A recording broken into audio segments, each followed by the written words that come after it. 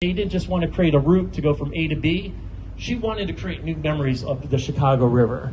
I heard her speak because I live here in Chicago, and she said when she was growing up in the city, she never brought people downtown. Their family never did, and they never came here because it was considered an eyesore, the Chicago River.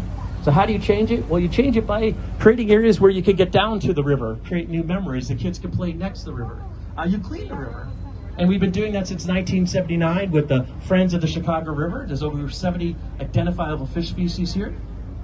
And you also have time for relaxation. Now here on the right, you're gonna have a section called the River Theater. And that's her favorite area of the river walk. And that's where you can literally sit, relax, and take in us. Right now, we're the working people of the river, right? And this is a very different time frame from 100 years ago when this building was rising up. Remember the Reed Murdoch? So remember, all warehouses 110 years ago, and now recreational river. Now, if you do come back here tonight, you'll get a different view of the skyscrapers. Many of them are lit up, including this one on the right that looks like a giant temple. It's one of my favorite at night. It's designed by Ricardo Bonfield. He's out of Spain. He says architecture should be like theater. 77 West Wacker opened in 1992. His inspiration for this building was a classical column. So think of three parts. You have a base, a shaft, but in this case, when you look up, the Capitol is a giant pediment. Has anyone ever seen the Parthenon or pictures of the Acropolis, the Greek Parthenon? Well, we have no direct connection to ancient Greece, but through architecture we can. Now this style of architecture is called postmodernism. After so many years of less is more, one of the most famous postmodernists, Robert Venturi, said, quote, less is a bore. So he said, let's look to the past. Let's have decorative crowns, no longer just flat roofs. Let's have some sense of humor, right? So putting a Greek temple in the Chicago River, sense of humor, that's important in architecture. And I'm going to point out a tower that was actually opened in 1929 during a time in our country was called Prohibition, when it was illegal to produce, transport most alcohol. And when you look to the right, 1929, has anybody noticed something that appears to have a silhouette of a champagne bottle?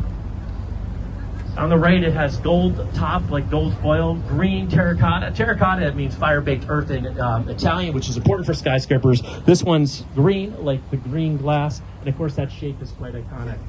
I always thought it was an urban legend. It was designed by the Burnham brothers, so the sons of Daniel Burnham.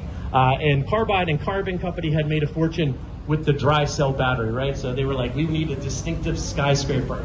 Well, here you go. Daniel Burnham Jr. kept a journal, and sure enough, they're inspired by a champagne bottle, so a little tongue-in-cheek in the Art Deco style. But on your immediate right, this building took itself very serious. It was considered the City Beautiful movement, now writ large as a skyscraper. The tallest building in 1926 in Chicago, the Jewelers, designed by Frederick Dickelberg and Joachim Javier. It has 4 Greek temples on the base of it, a domed belvedere.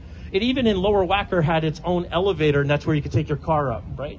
And Wacker Drive was quite remarkable. It opened in 1926 in honor of Charles Wacker, and it was a way to beautify the Chicago River. How many people have been over to Paris?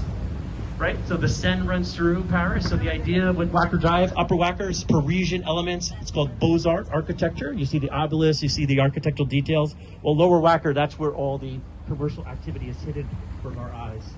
If you look to the right, in 1928, the Mather Tower was the tallest building in Chicago. It has a little 19-story octagonal topper to it.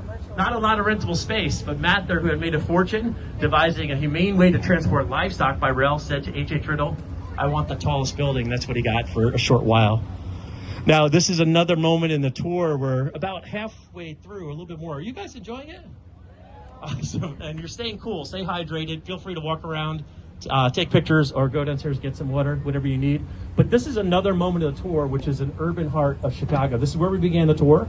This is once the mouth of the Chicago River. In fact, on the right-hand side, there's still placards in the street for the outline of Fort Dearborn in 1803. Furthest western fort of the country, this was the west, this was the frontier. Now right here, let's take a note of